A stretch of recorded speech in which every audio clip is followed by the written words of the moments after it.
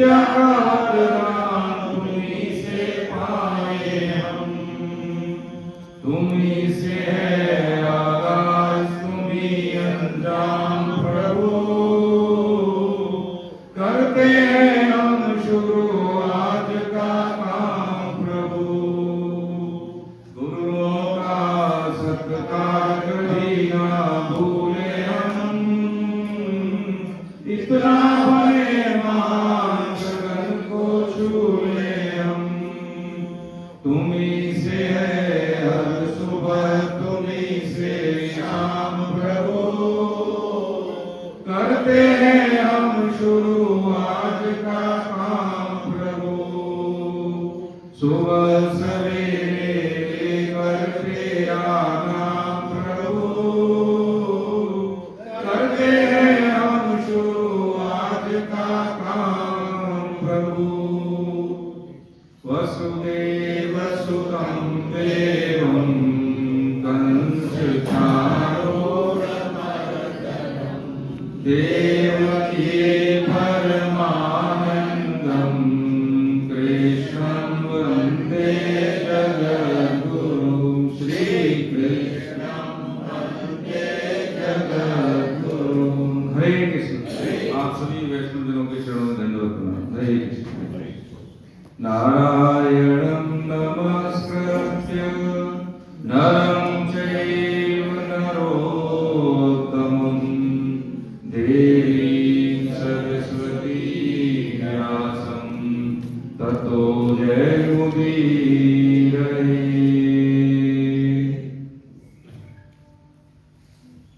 हरे कृष्ण।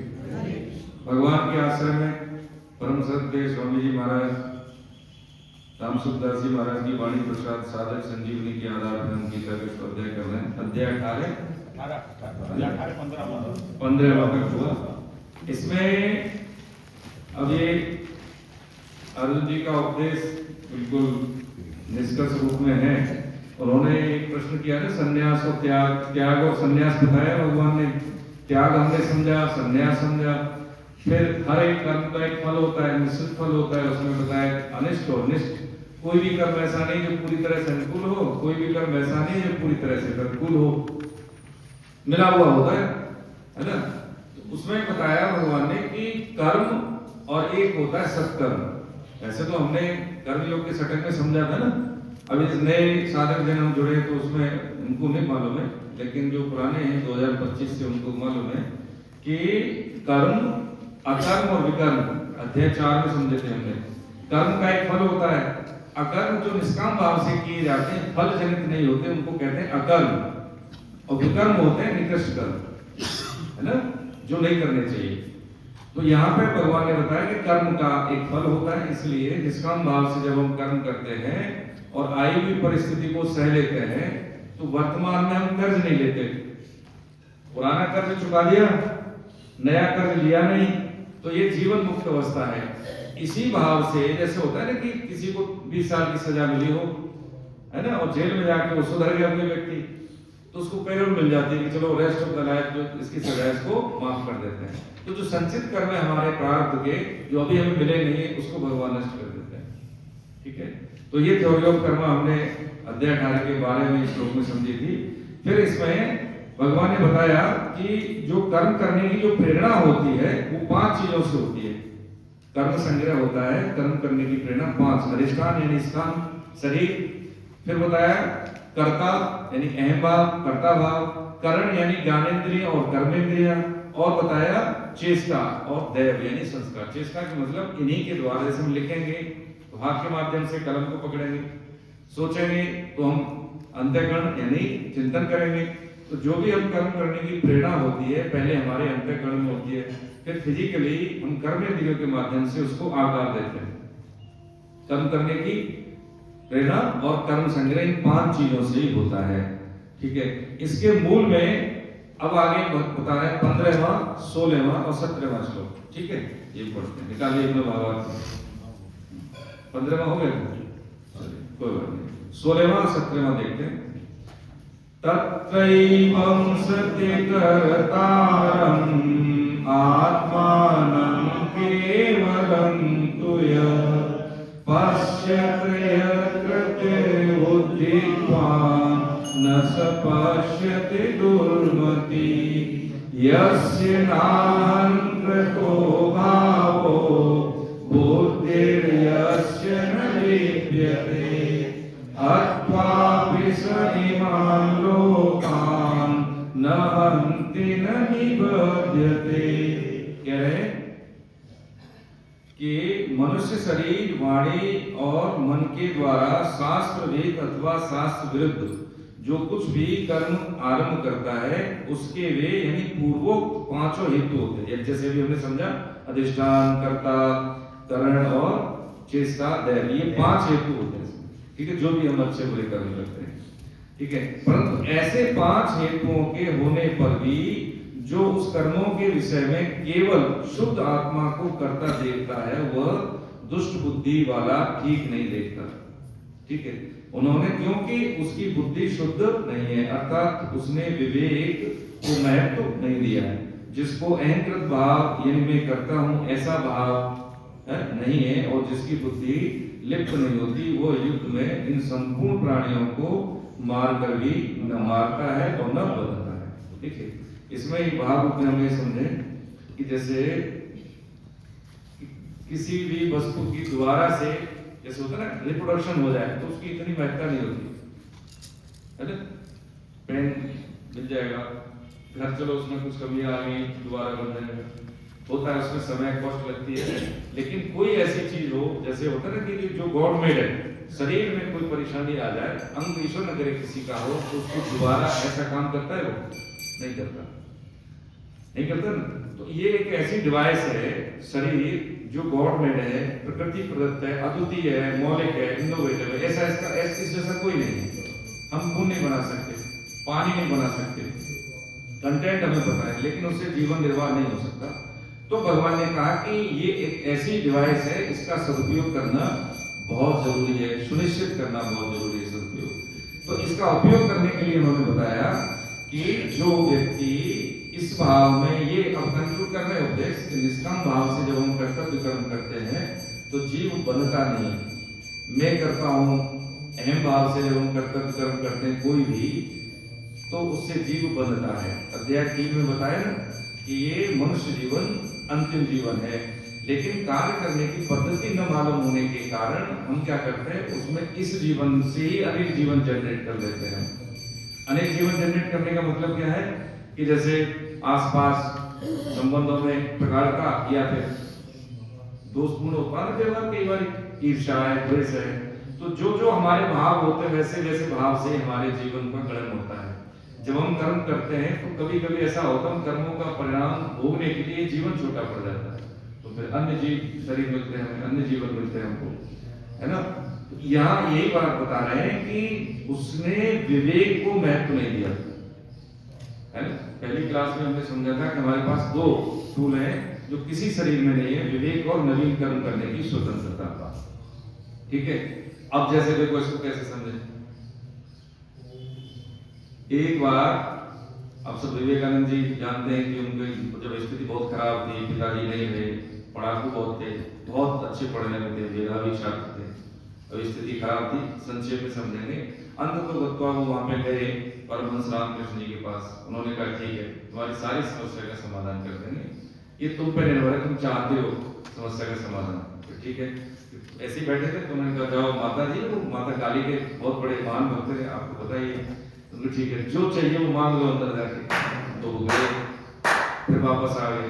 उन्होंने कहा मांगा कि नहीं मांगना है, कि नहीं, तैयार हो गया दोबारा मांगो, हमारी बात पर विश्वास करो। फिर गए दोबारा, उन्होंने क्या मांगा कि नहीं गुरुजी, क्या नहीं, देखो दोबारा। फिर तीसरी बार गए तो रोते हुए वापस आए कि मैं अंदर जाता हूँ तो उनके सामने में बोल नहीं पाता कि जेल में रह के क्या मांगू, यही सुविधाएं, मुझे धन चाहिए, मुझे अनुकूलता चाहिए, मुझे ऐश्वर्य चाहिए, ये तो सब नाशवान है, मुझे मेरा मन नहीं करता मांगने के लिए, लेकिन क्या करूं। तो उन्होंने कहा कि ये तेरी वृत्ति जो अंदर में है बस यही है, इसी को बनाए रखना, यही तेरा विवेक है। यानी जब प्रतिकूल परिस्थिति में जब जीने का निर्वाह खतरे में है तब भी उन्होंने वो नहीं मांगे अनुकूलता, जो कि हम प्राय जरा जरा सी चीजों में अपने मार्ग से डेविएट हो जाते हैं। ये सत्य घटना है।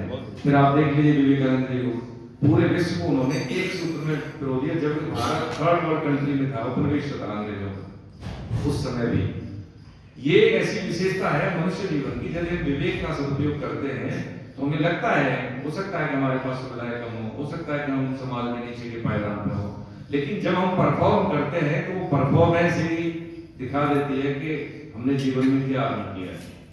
जब हम अपनी ग्रूमिंग शाश्वत जीवन के आरंभिक काल में जब हम अपनी वैल्यू एडिशन के लिए, ग्रूमिंग के लिए शांतिपूर्ण चुपचाप प्रयास करते हैं तो हमें शोर मचाने की जरूरत नहीं होती, सफलता ही शोर मचाती है। होता कि नहीं होता? हाँ, उसके लिए नहीं कि हमें किसी को बोलना पड़े, कोई एक्टिविटी करनी पड़े कि हमने क्या हासिल किया, नहीं।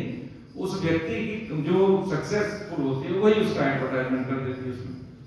उन्होंने कभी नहीं कहा कि मैं इतना ज्ञान दूं, लेकिन जो भी उनको मौका मिला बस उन्होंने अपनी बात कही और पूरा देखिए पश्चिम जो था समाज उनका अनुयायी बना। उनको पता लगा कि नहीं, हमारे जो धर्म में है बहुत स्थूलता है, बहुत लिमिटेशंस है, लेकिन इनमें 2 मिनट का समय दिया और बताइए 2 दिन तक वो बोलते रहे लगातार।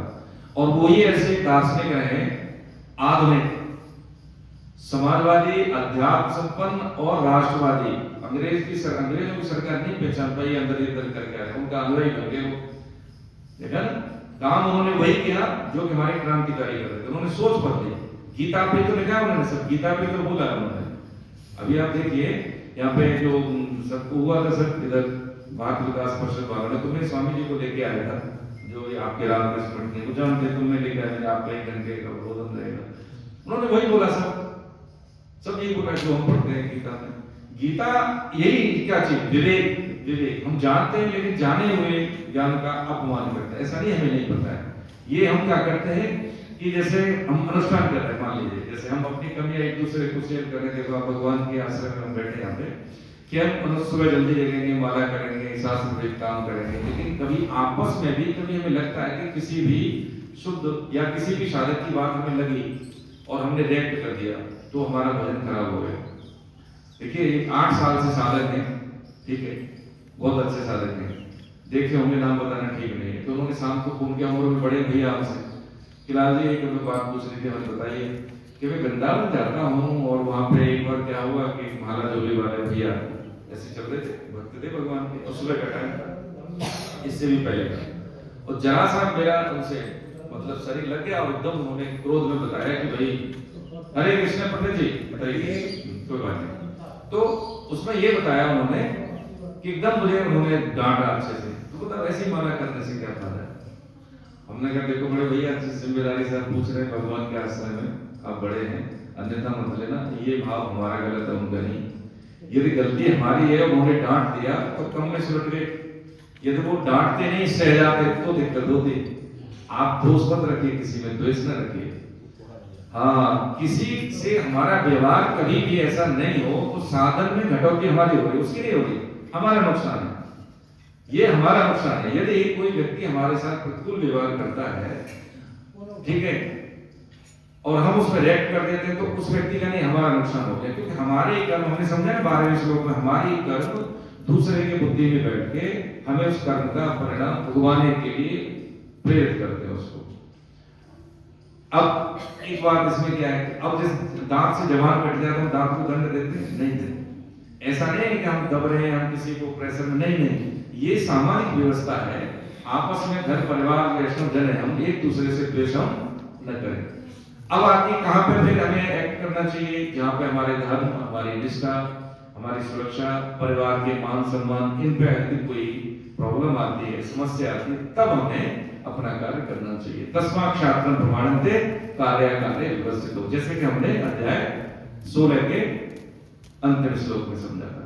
तो यही भगवान यहाँ पे बता रहे हैं 15, 16, 17 में कि जिसकी बुद्धि लिप्त नहीं होती, लिप्त का मतलब है कि चिंतन भगवान का होता रहे, काम संसार का होता रहे, हृदय में ईश्वर और दिमाग में संसार।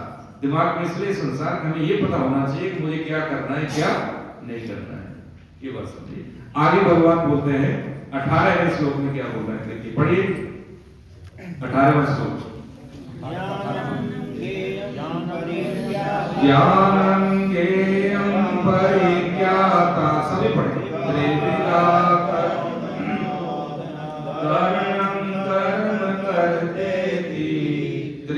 कर्म संगता।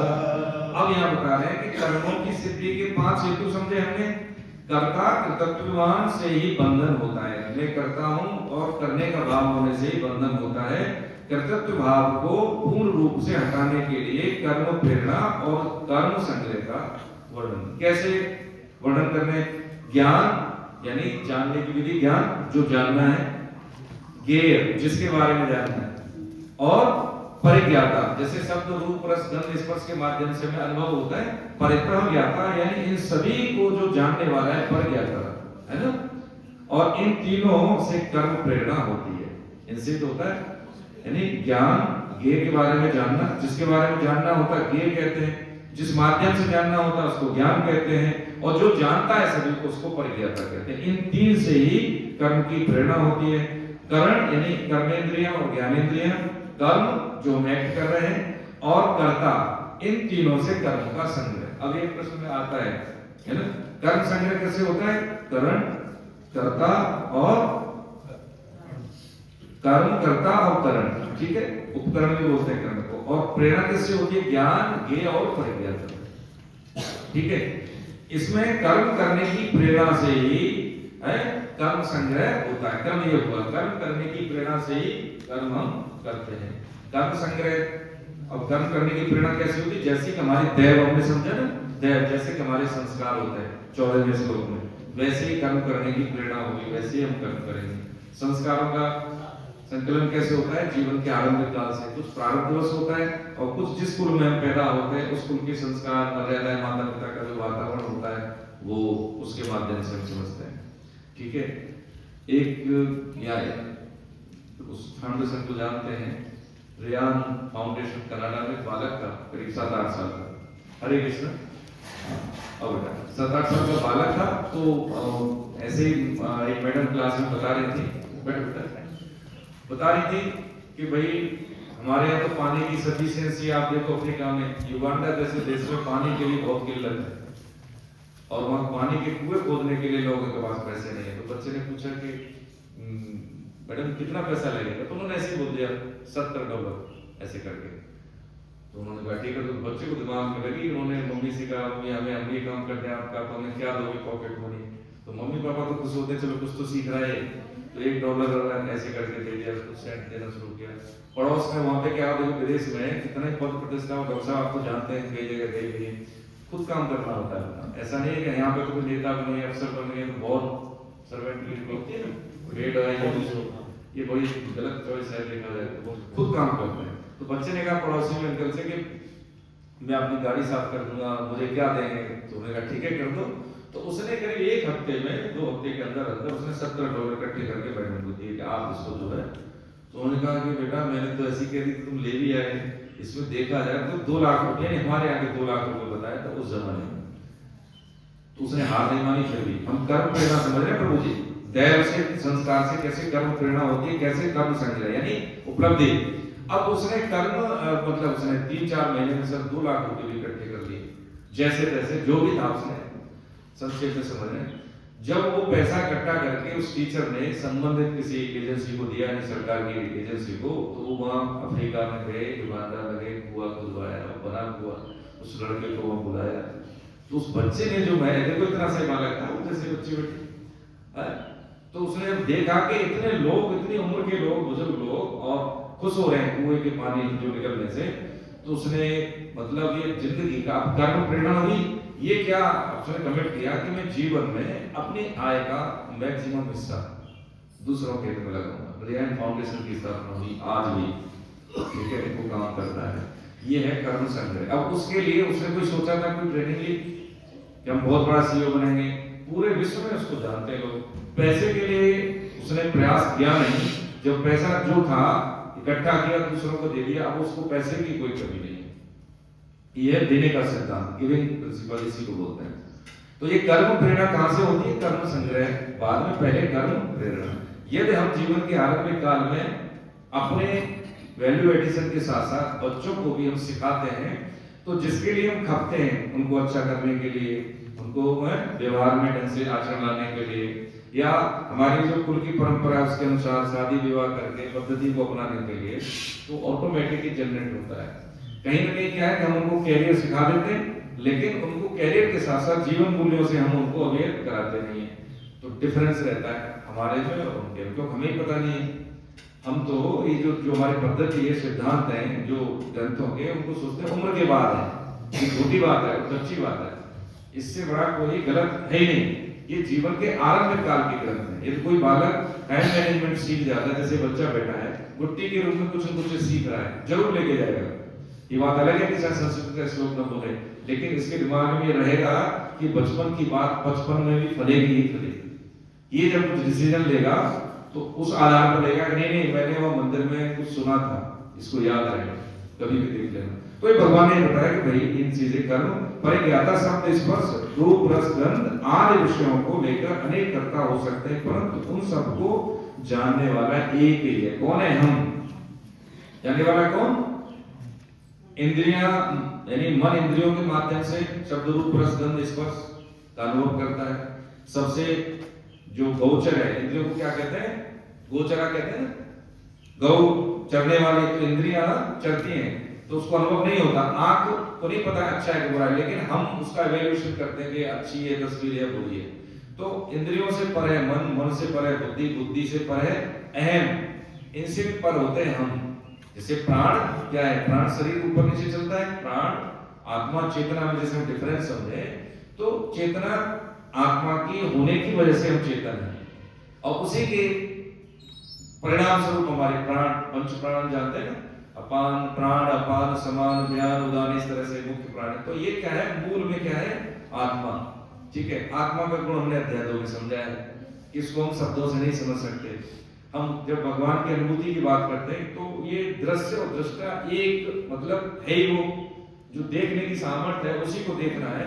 इसलिए जो भौतिक नियम है, किसी एक वस्तु को मैं देख रहा हूं, ऐसे वो अनुभूति नहीं होती, वो प्रकट होता है, उसका स्वरूप प्रकट होता है कि जहां जैसे बैठे हैं उसको बोध होता है कि मैं ही वो हूं जिसके लिए मैं अलग से प्रयास कर रहा हूं।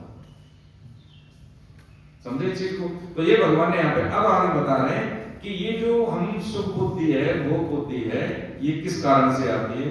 तो इसमें बताएं खास कारण क्या है? ज्ञान, कर्म, कर्ता, बुद्धि, धृति और सुख। मूल में क्या है? सुख।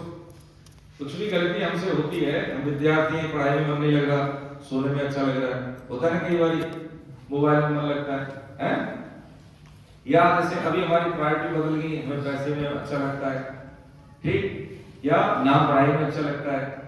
देखो जी हम रिटायर हो गए, होता है कई बार जब देखें हमने बड़े रिटायर होने के बाद देखो संस्था से जुड़ गए, अब देखो हमारा फोटो आया उसमें, ठीक है, हम ये दान देते हैं, ये सुख बुद्धि है, ठीक है। हम 8 तरह से सुख बोलते हैं, सर पता है, शब्द रूप रस गंध स्पर्श मान बढ़ाई और आराम। तो ये क्या है? ये सब यही रह जाने वाला है, ये कोई अच्छी स्थिति में नहीं है।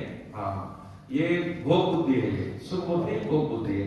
तो ये बताए ज्ञान, कर्म, कर्ता, बुद्धि, धृति और सुख गुणों के आधार पर 3 भेद बताएंगे। 3 कैसे भेद? सत, रज और तम। अध्याय 14 में समझा था हमने गुणत्रय विभाग योग में। सतोगुण को समझा था प्रकाशमान, रजोगुण को समझा था कि स्वार्थ के वशीभूत होके, और तमोगुण को समझा था कि अपनी भोग बुद्धि को पूर्ण करने के लिए हमें किसी को भी कष्ट दे देना, है ना, स्वार्थ सिद्ध करने के लिए, तामस, ये समझा। तो ऐसे ज्ञान के भी 3 भेद बताए भगवान ने, और कर्म के भी बताए, कर्ता, बुद्धि, धृति। धृति का मतलब होता है धारण करने से। बुद्धि क्या करती है? संकल्प विकल्प करती है, मुझे ये काम करना है, आज मुझे ये काम नहीं करना है। अब उस मान लीजिए हमने कमिट कर लिया सुबह 5 बजे तक कि भाई गीता का हम स्वाध्याय करेंगे, हमें घर परिवार में सबसे प्रेम से बात करनी है, हम सास हैं, कोई बात नहीं, बहू को हम बेटी की तरह व्यवहार करेंगे, हम बहू हैं, सास को माँ की तरह व्यवहार करेंगे। इन जीवन की जो हमारी जो स्थितियां हैं, इसी परिवार से हम जानते हैं, इसी से हमें गुजर के जाना है। तो हम पहले ये डिसीजन ले लें कैसे हमें व्यवहार करना है दैनिक जीवन में। अब हमने कमिटमेंट तो कर लिया, लेकिन आज एक दिन गुजर गया, जैसे तैसे दूसरे दिन फिर हम फट पड़े। तो ये कौन सा डेविएशन हुआ? धृति। यानी धृति का मतलब है धारण करने से, अपने संकल्प को बनाए रखने के लिए जिस चीज की आवश्यकता होती है उसे कहते हैं धृति, धैर्य धारण करना। है ना, झूठ नहीं बोलेंगे, कमिटमेंट किया लेकिन नहीं चला, तो क्या कि हमारी धरती कैसी है, तामसी है। तो ये बुद्धि को शुद्ध बुद्धि करना है, सात्विक बुद्धि हो, उसके लिए जरूरी है कि धरती हमारी सात्विक हो, धारण करने की जो शक्ति है वो सात्विक हो, प्रकाशवान हो उसमें, तब हम अपने कमिटमेंट पर रुक पाएंगे, नहीं तो नहीं। तो मूल में इसमें धरती, तो ये तीन तीन कर्म बता रहे हैं। इसमें देखिए 19वां 20वां पढ़िए, साथ में पढ़ सब। ज्ञानं कर्म च कर्ता च तथैव गुणवेदता प्रोच्यते गुणसंख्याने यथा लक्षणकान्यपि सर्वभूतेषु येनैकं भावमव्ययमेकते अविभक्तं विभक्तेषु तज्ज्ञानं विद्धि सात्विकं पृथक्त्वेन तु यज्ज्ञानं नानाभावान् पृथग्विधान् वेत्ति सर्वेषु भूतेषु तज्ज्ञानं विद्धि राजसं। इसमें भगवान ने बताया कि ज्ञान कर्म करता, क्या कह रहे हैं 19वें श्लोक में, गुणों का विवेचन करने वाले शास्त्र में ज्ञान कर्म करता च त्रिदैव गुण भेद, यानी गुणों का विवेचन करने वाले शास्त्र में गुणों के भेद से ज्ञान कर्म और कर्ता तीन प्रकार से ही कहे जाते हैं, उनको भी तुम यथार्थ रूप से सुनो। क्या कह रहे हैं, यथा लक्षणों तान्य भी, यानी सत्य रूप में जो यथार्थ है, जैसा है वैसा ही मैं आपको बता रहा हूं। जिस ज्ञान के द्वारा साधक संपूर्ण विभक्त प्राणियों में विभाग रहित एक अविनाशी भाव यानी सत्ता को देखता है, उस ज्ञान को तुम सात्विक समझो। यानी विभक्त का मतलब अलग अलग, हम बैठे ना जैसे 50 लोग बैठे तो अलग अलग लोग विभक्त हो गए, और उसमें विभाग रहित यानी सब में एक ही सत्ता को देखे। हम 50 जरूर हैं लेकिन है क्या सत्ता, मूल में एक, मेरी बेटी बैठी है, माँ बैठी है, पत्नी है, बच्चे हैं, पिताजी है, सब में एक ही है, आदर भाव एक ही हो। कहा है ना पंडिता समदर्शन, तो ज्ञानी किसको कहा भगवान ने, जो सब में समदर्शन करे, समवर्तन नहीं। जो माँ के साथ व्यवहार है बेटी के साथ नहीं हो सकता, पत्नी के साथ नहीं हो सकता, वो तो मूर्ख है ना। समवर्तन कैसे हो सकता है, समदर्शन, सब में एक ही सत्ता के दर्शन करे कि भगवान ही बेटी के रूप में आए हैं हमें सुख देने के लिए, परिवार का सुख देने के लिए, भगवान ही पत्नी के रूप में है हमारी वंशवृद्धि के लिए, हमें परिवार में सपोर्ट करने के लिए, भगवान ही माता पिता के रूप में। हम माँ बाप को मान लेते हैं, चलो ठीक है जैसे तैसे भगवान के रूप में, लेकिन पत्नी के लिए या माताएं बहन तो चलो व्रत भी रखती हैं, तो वहां पे हमारी स्थिति थोड़ी सी विचलित है, वो ठीक नहीं है। उनका धर्म है कि हमारे अनुकूल करें, ठीक है, लेकिन हमारी चाह ऐसी नहीं होनी चाहिए, ठीक है। यदि ऐसा भाव इस मूल में आ जाता है हमारे जीवन के इस सबसे भौतिक और जो जिसे कहते हैं आधार स्तर पे, तो व्यक्ति फिर गलती नहीं करता उसको। अभी हम क्या समझते हैं कि जो मेरे अधीन है, चाहे सबॉर्डिनेट हो या जैसे पत्नी हो या जैसे बच्चे हो, तो हम कुछ भी कह देते हैं बिना कैलकुलेशन के। हम ये भी नहीं सोचते कि मुझे ये बात कहनी चाहिए या नहीं कहनी चाहिए। अच्छा हम जान भी गए कि मेरी गलती, तो भी हम सॉरी नहीं बोलते, कोई बात नहीं, लेकिन ये बहुत गलत बात लगता है, इसका जीवन खराब होता है इससे। हमें नहीं लगता कि चलो ठीक है, हमें लगता है मेरे पास बहुत समय है। ये भी हमने समझा ना, जिस चीज की हम दोबारा से उत्पत्ति नहीं कर सकते वो सबसे महंगी है। सांस दोबारा से नहीं मिल सकती, शरीर दोबारा से नहीं ठीक से रह सकता। इसी जीवन में यदि देखो मैं HR में हूं अपने विभाग में, सर हम लोगों को बोलते हैं रिटायर हो गए और अभी 2-3 साल में किसी को कैंसर हो गया, किसी को ऐसा प्रॉब्लम हो गई, किसी को तनाव में आ गया, अब वो अपना भजन कर सकते हैं तो शरीर गया, मानते नहीं है, आते हैं लोग बाद में उनका हरे कृष्ण। अल्टीमेटली क्या है कि जब शरीर में हमारे में शक्ति है, बोध है, अच्छे बुरे का ज्ञान है, तो भोग बुद्धि है, हम किसी को नहीं समझते। लेकिन जब शरीर में जरा सी कोई प्रॉब्लम आई, फिर सहारे की जरूरत होती है, फिर कुछ दिन के बाद ऐसा लगता है कि हाँ, लेकिन तब देर होगी ना, क्या होगा, यही समझने की जरूरत अभी है, जब शक्ति है, समझ है, इंद्रियों में ताकत है ना। फिर एक इसका लाभ क्या होगा, लाभ ये होगा कि पूरा जीवन भर कोई उम्र जनित बाध्यता नहीं होगी कभी भी। ऐसे भी लोग देखे, शुक्ला साहब सही बता रहे हैं प्रभु जी, 70 साल की उम्र कोई दवाई नहीं लेते, जहां जहां वहां परफॉर्म कर रहे हैं। आप में से उनमें से एक हैं, भगवान हमारी नजर करे कि नजर लगे, लेकिन अच्छी बात है, ये अच्छा गुण है, यही है शरीर स्वस्थ है और स्वस्थ शरीर से जी भर के परफॉर्म कर रहे हैं, 6-7 घंटे की नींद के बाद, इससे बढ़िया क्या है बताइए? उससे पूछो शरीर स्वस्थ की महत्ता, जो चल नहीं सकता, 6 महीने से कोमा में पड़े भाई साहब, ठीक है, बार बार टोकते थे, बहुत बोलना, गलत बोलना, और कोमा में पड़े, बच्चे परेशान हो गए कि भगवान इनको उठा ले, है ना? ये स्थिति में हकीकत में भगवान ने क्या कहा अर्जुन को, भैया ये क्या है? अशाश्वतम दुखालयम, ये नश्वर है संसार, दुख का कारण है भाई। सुख का चाह, यानी सुख की चाह दुख का मूल कारण, यहाँ पे है ही नहीं, सुख कहां से मिलेगा? दुखों की शिफ्टिंग सुख है, ये जेल है भाई, जीव की जेल है, ये जीव की शरीर संसार जेल है। यहाँ पे हम सुविधा चाहें तो जेल में सुविधा चाहें, है? हाँ, तो ये मूल में हो, केंद्र में भगवान, और हाथ से काम, मुंह से राम, बस इतना बात हम समझ लें तो ये जो दिख रहा है ना, जो शुद्ध बुद्धि है, तो बुद्धि कैसी बताई यहाँ पे भगवान ने, कि ज्ञान कैसे बताया इसमें? ये बताया कि जिस ज्ञान के द्वारा संपूर्ण है, ये ज्ञान कैसा ज्ञान है? ये सात्विक ज्ञान है। घड़े 1000 घड़े हो, धूप निकल रही, सूरज 1000 घड़े में होगा, एक घड़े को तोड़ दें या सारे घड़े, तो सूरज को कोई फर्क नहीं पड़ता। हाथ सभी घरों में है ना, सभी घरों में वास है, ये सात्विक ज्ञान। राजसी ज्ञान क्या है? अलग अलग मान लेना। कैसे कैसे? राजसी ज्ञान, राजसी ज्ञान में कह रहे हैं, तो जो ज्ञान अर्थात जिस ज्ञान के द्वारा मनुष्य संपूर्ण प्राणियों में अलग अलग रूप से अधिक अनेक भावों को एक दूसरे से पृथक यानी अलग अलग देखता है, उस ज्ञान को राजस, ठीक है? मैं अलग हूं, आप अलग हैं, मैं श्रेष्ठ हूं, आप श्रेष्ठ नहीं है, आप श्रेष्ठ हैं, मैं आपसे छोटा हूं, ऐसे भाव में रख लेना। ये वो पत्नी, उसका तो काम ही है, ठीक है, वो सर्वेंट है, उसका तो काम ही है, सर्दी है तो क्या हुआ, उसको धोना चाहिए, है ना? ऐसी चीजें, ये क्या है? अलग अलग। ऐसे आप आओगे, यानी लेना, सेवा लेना, कोई भी सेवा देना है तो बदले में क्या मिले? ये राजस भाव है, यानी हमने अलग अलग समझ लिया सत्ता, जबकि सत्ता एक ही है ना?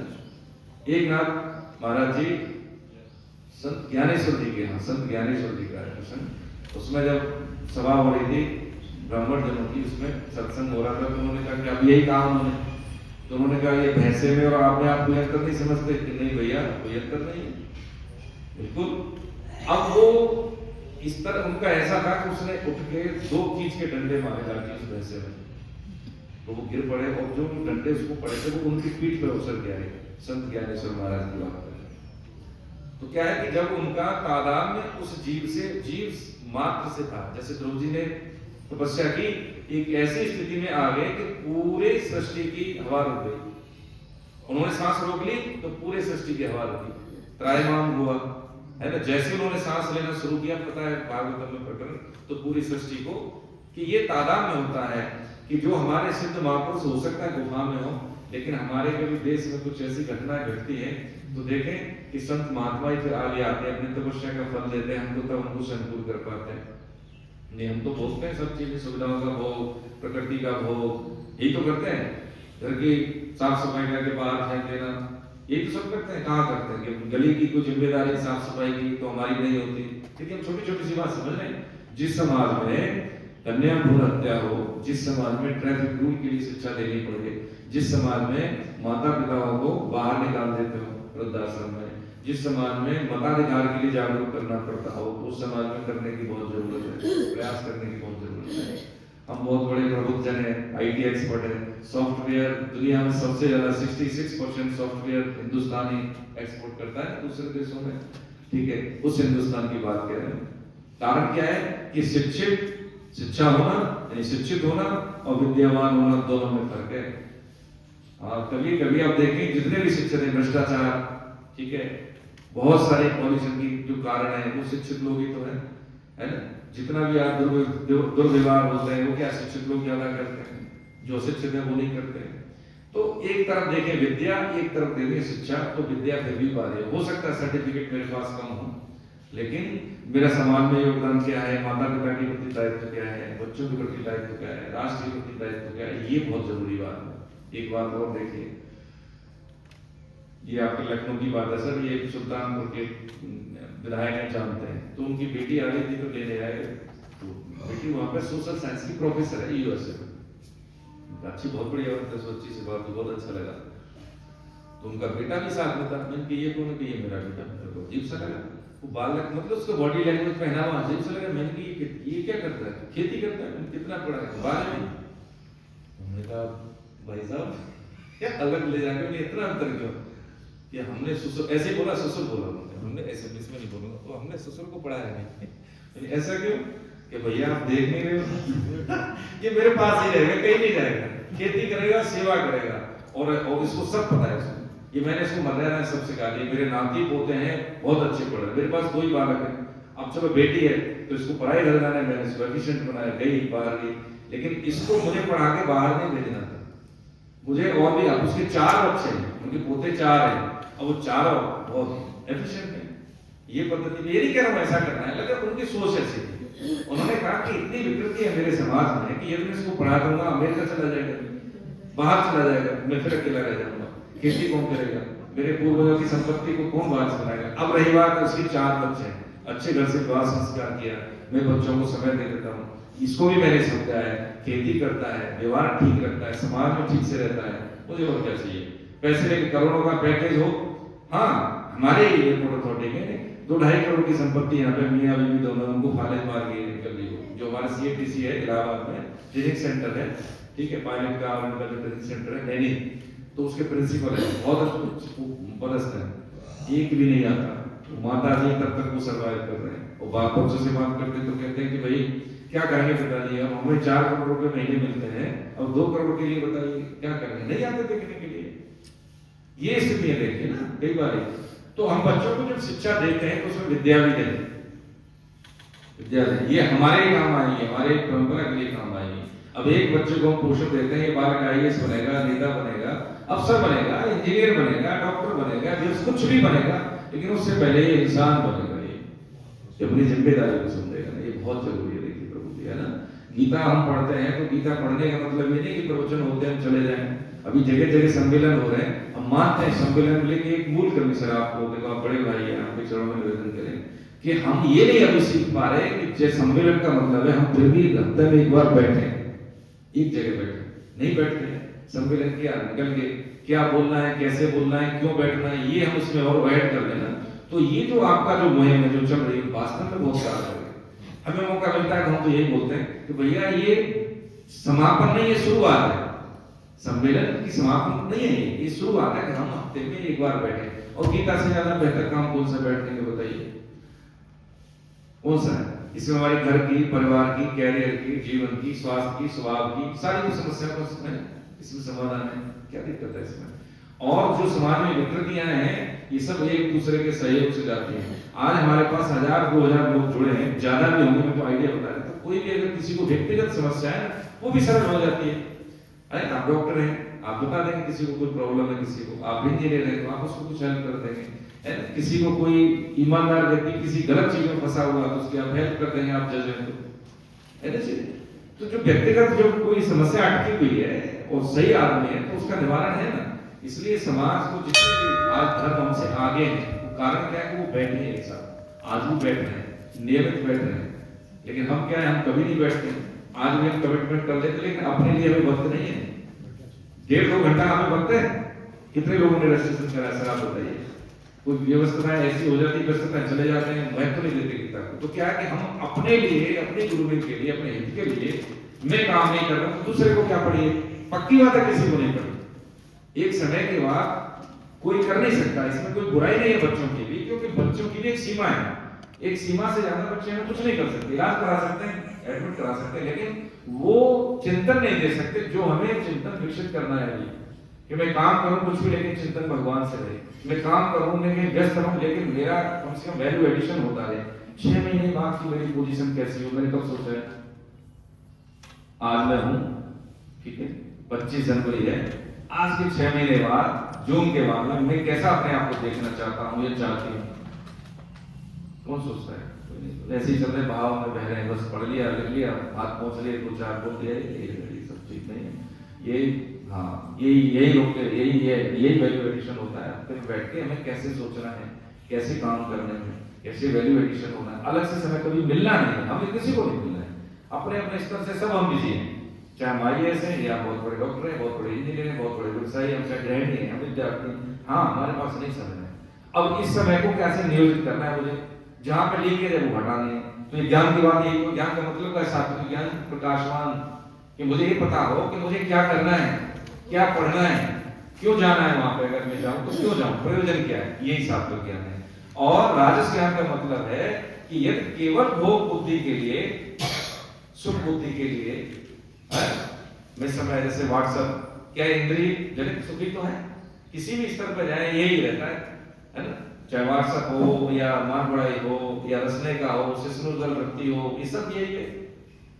तो ये क्या राजस, केवल इंद्रिय तृप्ति के लिए कार्य करना। और तामस और राजस में तो ज्यादा फर्क नहीं प्रभु जी, उसमें क्या है कि मूल भाव आ जाता है कि अपने इंद्रिय सुख के लिए दूसरे को कष्ट दे देना, इसका कोई मतलब नहीं। तो ये हमें राजस तामस ये दोनों में ज्यादा फर्क नहीं है।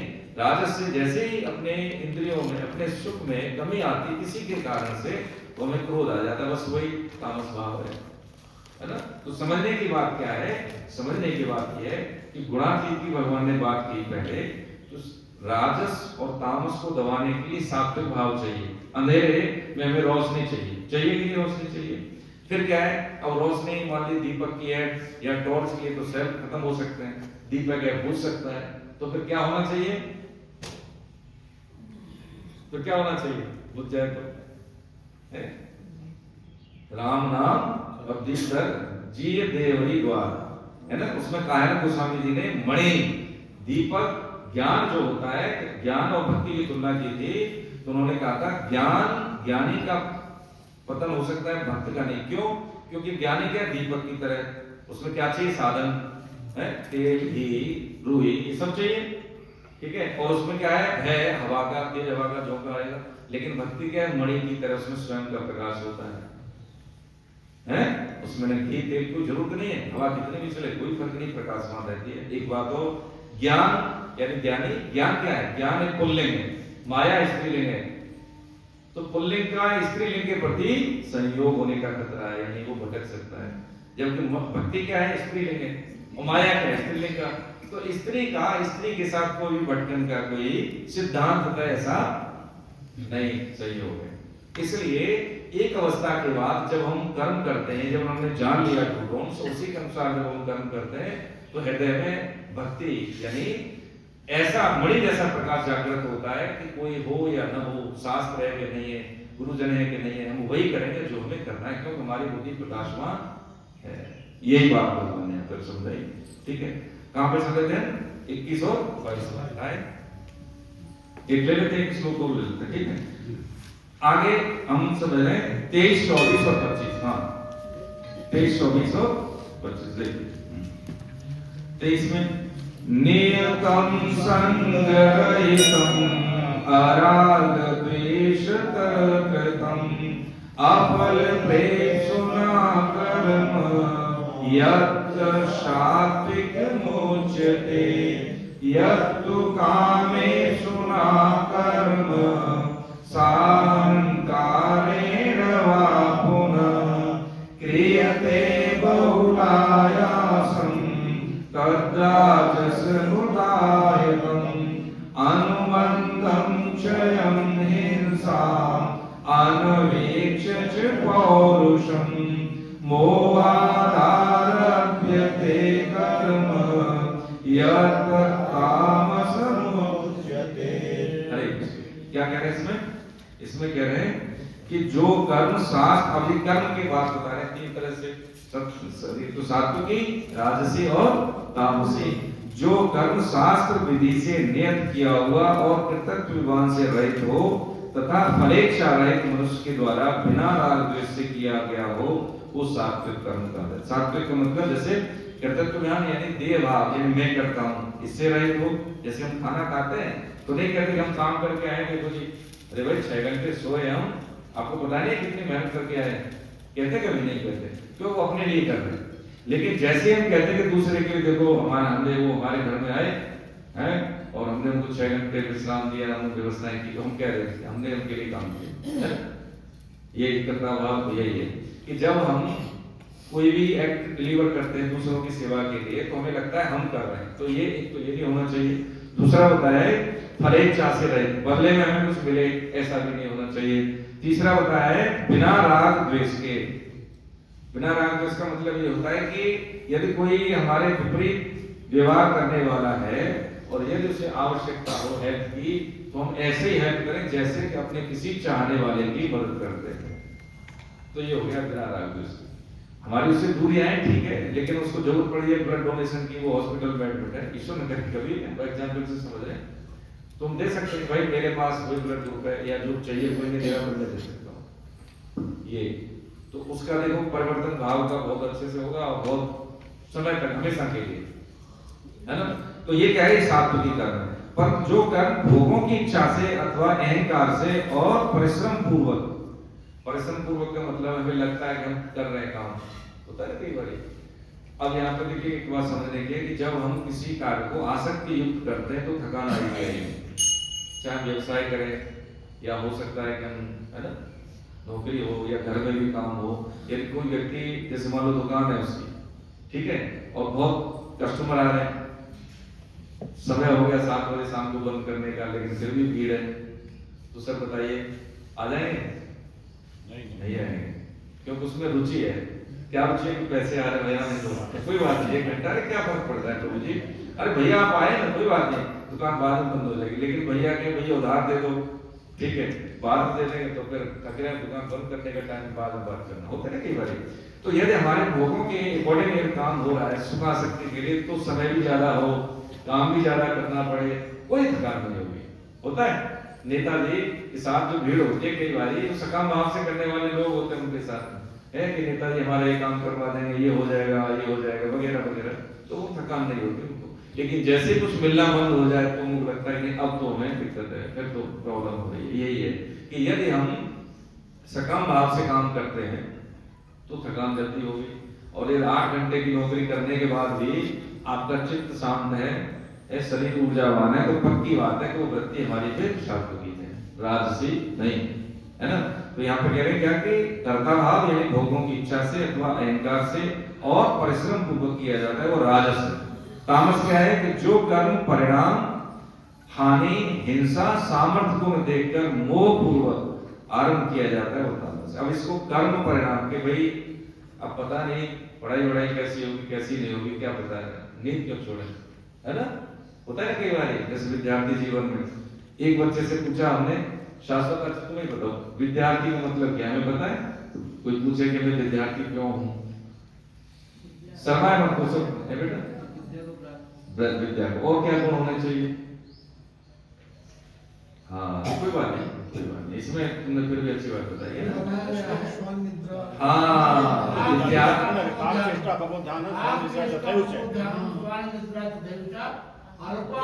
ग्रह त्यागी विद्यार्थी है ना। हाँ ये है, ये विद्यार्थी की पहचान है।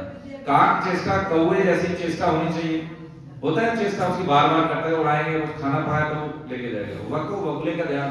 जैसे हम तो गांव में देखा है कि जब पानी खेत में देते थे तो उसमें कीड़े पानी पे तैरने लगते थे, जब वो खत्म हो जाते थे कीड़े खा पी लेते थे, बहुत बगुले आ जाते थे, फिर वो ध्यान से देखता था कहीं हलचल हो और तुरंत एक पैर से बगुला खड़ा होता था उसमें। काक चेष्टा बगुल ध्यान, स्वान निद्रा कुत्ते जैसे नहीं तो वो 5 घंटे सोना उसके बाद झटके से ले जाना, ऐसा नहीं कि पड़े रहेंगे बिस्तर में, जैसे ही आपने बिस्तर छोड़ा खत्म, है ना, नहीं खत्म। अल्पाहारी शाम को बात हम कहें कि कम से कम उतना खाएं जितना कि शरीर को आवश्यक है, ज्यादा नहीं, थैली भर ली तो उसको शरीर को खाना पचाने के लिए चाहिए ना रेस्ट, शाम को हल्का है, शाम तथई उठे। और अल्पाहारी गृह त्यागी, गृह त्यागी का मतलब है जैसे परिवार से परिवार में सब पढ़ते हैं, मैं आपके लिए बात कर रहा हूँ जो बच्चे हैं उनके लिए कि उसमें ज्यादा हमारा सानिध्य फैमिली में ना हो, हमारी स्टडी जो अध्ययन वाला कमरा वो अलग हो, जमीन पर सोना या तख्ते पर सोना कोई फर्क नहीं पड़ता उसमें, लेकिन आरामदायक जैसे होता है ना, जैसे हमारी जो बैकबोन है, जब शरीर अभी हमारा जो आरंभिक जीवन के आरंभिक काल में, तो उसको ज्यादा गद्दे पर नहीं रखना, उसमें स्पाइन डिस्टर्ब होते है ना। तो ये लक्षण है विद्यार्थी के, है ना। हाँ तो ये विद्यार्थी की डेफिनेशन है, क्या उस डेफिनेशन में करें नहीं है तो उसमें काम कर ले हमेशा, ठीक है। तो ये क्या होता है, मोह पूर्वक यानी कर्म का परिणाम हानि हिंसा सामर्थ्य, यानी हमें कोई नुकसान हो रहा है, हमारा कर्तव्य कर्म है, माता पिता वृद्ध हो गए लेकिन हमें उनकी सेवा करने के लिए कुछ काम छोड़ने पड़े तो छोड़ने चाहिए, लेकिन हम नहीं छोड़ पाते हैं। इंडिया में माँ बाप हैं, बाहर हमें तो हम उनको देखने नहीं आ पाते क्योंकि किराया ज्यादा लगेगा, नौकरी छूटेगी, व्यवसाय हिंड्रेंस होगा ना, तो हो गया ना, तामस वृत्ति होगी कि नहीं होगी। हाँ और क्या है, और यह है कि सामर्थ्य को मत देखकर, हाँ मेरी सामर्थ्य ज्यादा नहीं है लेकिन फिर भी कार्य को कर देना, ठीक है।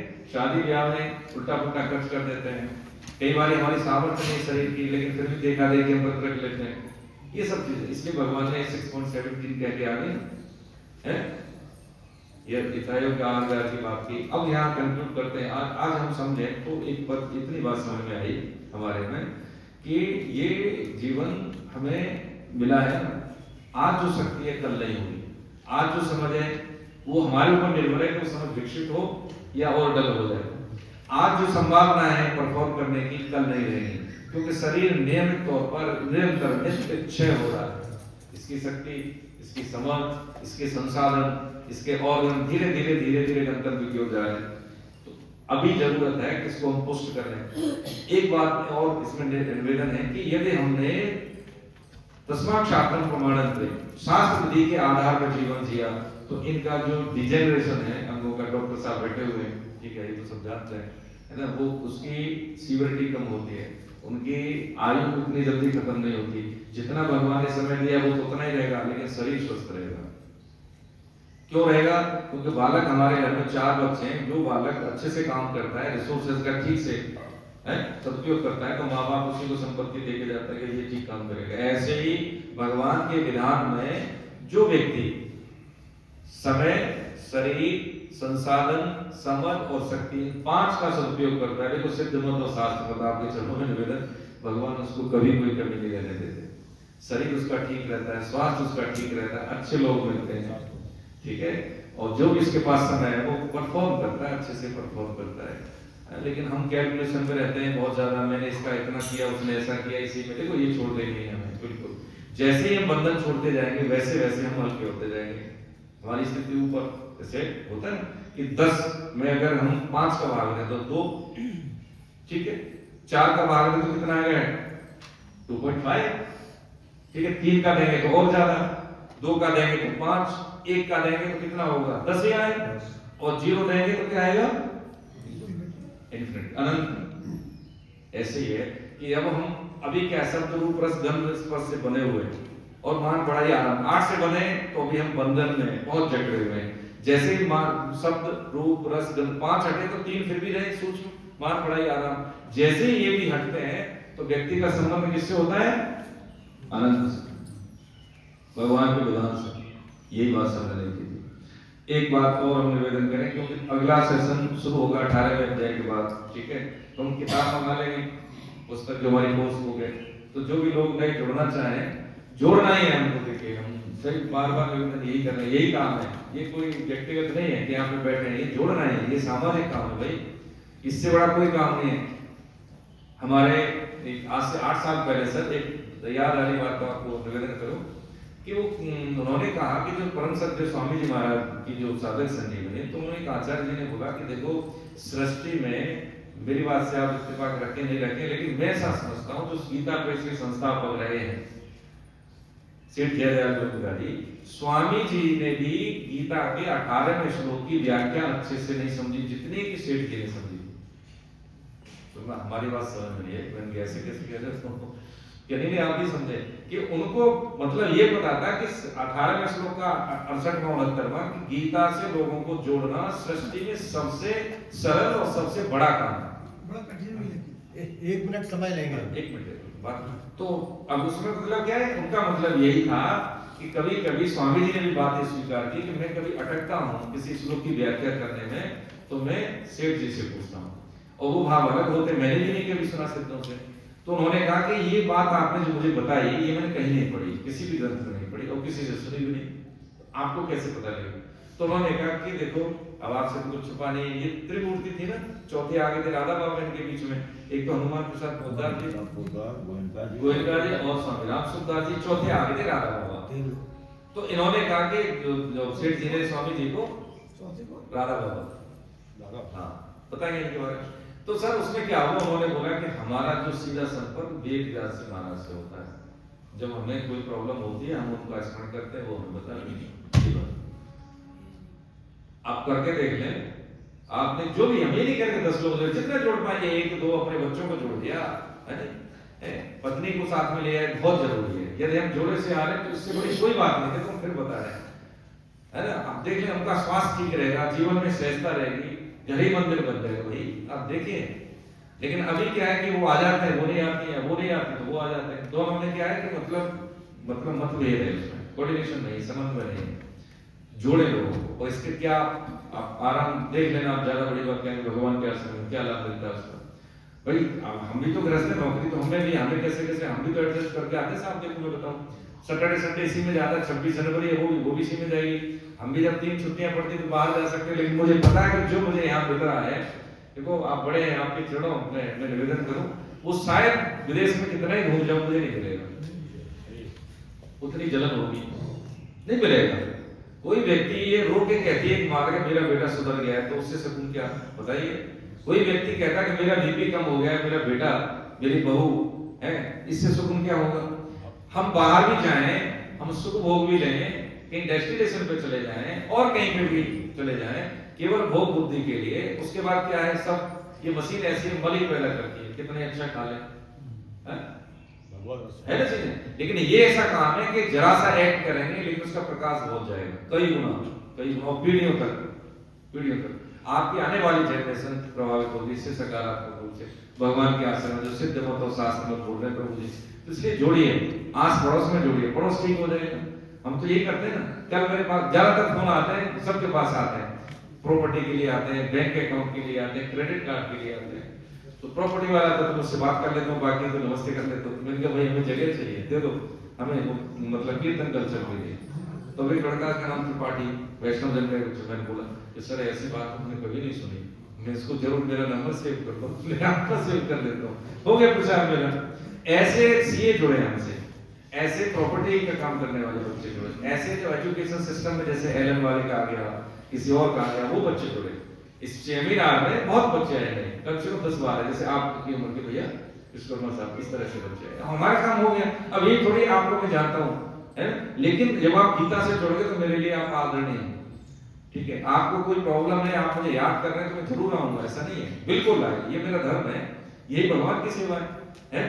प्रभु तो आप सब के रूप में बैठे हैं, नाम से जानते थे यार इनको, मैं तो सर को भी नहीं जानता था, आपको भी किसी को, लेकिन अब क्या है, शुक्ला जी अरे भगवान इनको ठीक करेंगे, कोई प्रॉब्लम हो, हमारा भी तब लग जाएगा। ये क्या, ये मानसिक दान, मानसिक कर्म नहीं करो। और इसको लगता है जैसे धन दे देते ऑनलाइन या ऑफलाइन दे दो धन, लगता है काम, किसी को पैसे की जरूरत है, ऐसे ही भजन पर लगता है।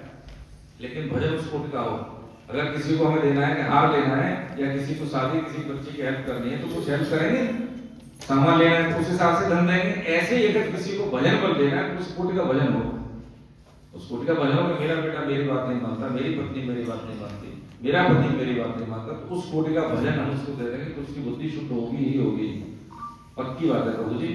हाँ, ये सिद्धांत है जो हमें दिखता नहीं, लेकिन ये लगता है, घटता है। श्राद्ध अर्पण लगता है कि नहीं लगता है पूर्वजों, वैसे ही लगता है।